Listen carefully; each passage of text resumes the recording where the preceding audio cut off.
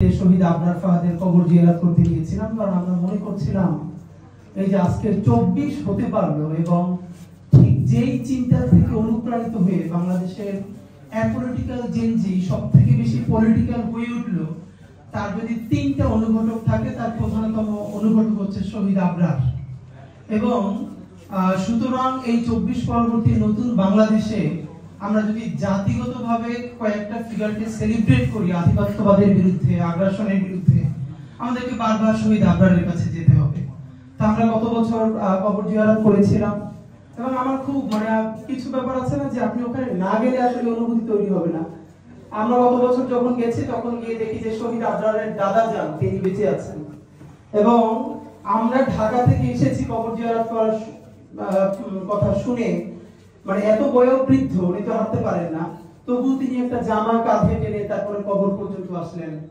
আমরা সবাই মিলে যখন কবর জিয়ারত করছিলাম, আমরা সবাই মিলে কান্নাকাটি করছিলাম। সেই সময়টা মনে পড়ে, এই নিয়ে আর বেশি কিছু করবা কিনা, তোমরাও আর আমার ছেলেটার মতো তোমাদের ভাগ্য না হয়। ওনার নিজের সন্তান হারানোর পর তখন উনি বলতেছেন যে একটা মানুষকে কেউ গুলি করে মেরে ফেলে, এটা একটা অবস্থা, 1 মিনিটের মধ্যে সে মরে যায়, 2 মিনিটের মধ্যে মরে যায়। সারা রাত ধরে পিটিয়ে পিটিয়ে খুঁচিয়ে খুঁচিয়ে, এবং সেটা কোথায়, কোনো অতিপরা গ্রামে না, পুরো রাজধানীর বুকের মধ্যে, যেখানে আইন শৃঙ্খলা বাহিনী পৌঁছতে 1 মিনিট লাগে, সারা রাত ধরে তাকে পিটিয়ে হত্যা করা গেল। এইটা যখন কোনো আমি লিখেছিলাম যে সম্ভবত বাংলাদেশ আজকে একটা নতুন ফেজের মধ্যে ঢুকেছে, কারণ ঢাকা বিশ্ববিদ্যালয়ের ক্যাম্পাসে শহীদ আবরারের যে গায়েবানা জানাজার পরেই এই প্রথম এত বড় করে স্লোগান উঠেছিল, দিল্লি না ঢাকা, ঢাকা ঢাকা। এবং আমি খুব অবাক হচ্ছিলাম যে এই ঢাকা বিশ্ববিদ্যালয়, যেখানে ছাত্রলীগের রামরাজত্ব থেকে অধিক যদি কিছু বলা থাকে, যেখানে আবরারকে পিটিয়ে শহীদ করে ফেলা হলো, সেই ক্যাম্পাসে আওয়ামী লীগের জামানায় চতুর্বিস্তৃত যখন হয়ে আছে চতুর্দিকে, ইন্ডিয়ান এম্বাসি থেকে শুরু করে সবাই যখন সজাগ, তখন ঢাকা বিশ্ববিদ্যালয় থেকে শুরু করে বুয়েটের ভাই বোনেরা সবাই মিলে যখন বলতে পারছে দিল্লি না ঢাকা, ঢাকা ঢাকা, তাহলে সম্ভবত এই ফেরাউসিনার রাজত্ব শত বছর ধরে টিকে থাকবে না ইনশাআল্লাহ। এবং সেটা টিকে থাকে নাই। তো আমি আপনাদের মাধ্যমে শুধু আজকে একটাই কথা বলি, সেটা হলো আমরা এই গণ অভ্যুত্থান বানাই না ফেলি। এখন এখানে একটা সমস্যা হলো, কেউ যদি কোনো দলের প্রতি সিম্প্যাথেটিক হয়, আমি ধরে নিলাম তর্কের স্বার্থে, ধরেন আবরার কোনো এক সময় শিবিরের সমর্থক ছিল, এটা আর্গুমেন্টের জন্য ধরে নিচ্ছি, এর মানে কি তাহলে এই পরিচয়ের কারণে আবরারকে হত্যা করলে তার পক্ষে দাঁড়ানো যাবে না? তাহলে একই কথা আসবে যে ছাত্র দলের যদি কেউ মরে যায় তাহলে তার পক্ষে দাঁড়ানো যাবে না? অধিকার পরিষদের কেউ যদি, এর মানে হলো ইনসাফ। এই ধারণাটা আমাদের সমাজে এখন পর্যন্ত আমরা পরিষ্কার করতে পারি না। আমরা বারবার বলেছি আমাদের শত্রুর সাথে আমরা ইনসাফ চাই। যে ছাত্রলীগ সরাসরি গণহত্যা করে নাই, গুম করে নাই, হত্যা করে নাই, ধর্ষণ করে নাই, তার বিরুদ্ধে মিথ্যা মামলা দেওয়া যাবে না, এটা আমরা হাজারবার বলেছি। আমরা ইনসাফ চাই, আমরা ইনসাফ, জুলুমের বিপরীতে আরেকটা জুলুম চাই না।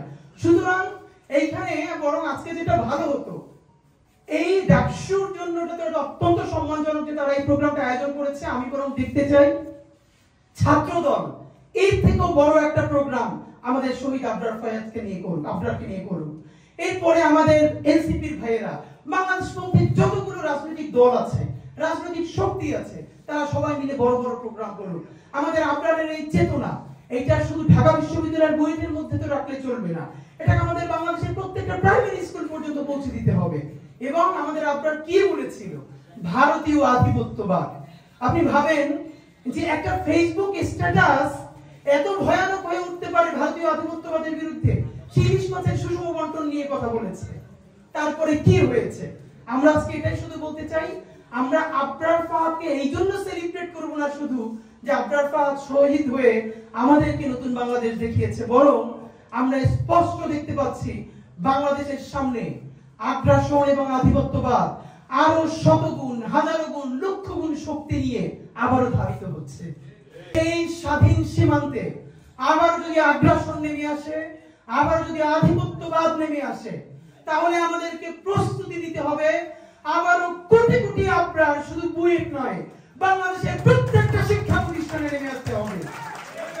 আমাদের পরবর্তী প্রস্তুতি স্বাধীন সীমান্ত তৈরি করা, সার্বভৌম বাংলাদেশ প্রতিষ্ঠা করা, আর সেই স্বাধীন সার্বভৌম বাংলাদেশ প্রতিষ্ঠার জন্য আমাদের লক্ষ কোটি আবরার লাগবে। এই আবরাররা শুধু কোনো দলের হবে না, সারা বাংলাদেশের হবে। মাহমুদ ভাইকে আমি বিশেষ করে ধন্যবাদ জানাই। উনি বাংলাদেশে ফেরত এসে 5 দিন জেলে ছিলেন, এরপরে 7 দফা দিয়েছিলেন জাতীয় প্রেস ক্লাবে। এর মধ্যে একটা ছিল বঙ্গবন্ধু এভিনিউকে শহীদ আবরার ফাহাদ এভিনিউ ঘোষণা করতে হবে। আমি সরকারকে অত্যন্ত একটা জায়গায় আমি তাদেরকে অভিনন্দন জানাচ্ছি এবং তারা এটাকে অ্যাকনলেজ করেছেন এবং রাষ্ট্রীয়ভাবে বঙ্গবন্ধু এভিনিউ এর বর্তমান নাম শহীদ আবরার ফাহাদ এভিনিউ।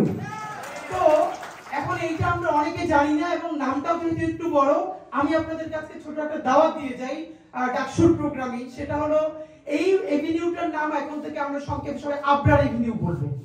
এটাকে আবরার এভিনিউ আমরা মুখে মুখে নিয়ে আসবো। আজকে বিকেল 4টায় ইনকিলাব মঞ্চ আবরার এভিনিউতে, যেখানে পতিত আওয়ামী লীগের কার্যালয় রয়েছে, সেই কার্যালয়ের সামনে দাঁড়িয়ে শহীদ আবরারের জন্য মুক্তির মোনাজাত করবে ইনশাআল্লাহ। তো আমি আপনাদেরকে সবাইকে দাওয়াত দিচ্ছি। আমরা আজকে আবরার এভিনিউতেই গেলাম, কারণ এই নামটা সবাই এখন পর্যন্ত জানতে পারছে না। আপনারা যাদের সুযোগ আছে বিকেল 4টায় শহীদ আবরার এভিনিউতে পতিত আওয়ামী লীগ কার্যালয়ের সামনে আমরা দাঁড়াবো এবং আমরা বাংলাদেশের মুক্তির জন্য, আমাদের আবরারের জন্য, স্বাধীন সার্বভৌম বাংলাদেশের জন্য দোয়া করব। সবাই আসবেন এবং ডাকসুকে বিশেষ করে সাদিককে থেকে শুরু করে সবাইকে অনেক শুকরিয়া আধিপত্যবাদ বিরোধী বাংলাদেশের এই সূচনায় অংশীদার হওয়ার জন্য। বাংলাদেশ জিন্দাবাদ, ইনকিলাব।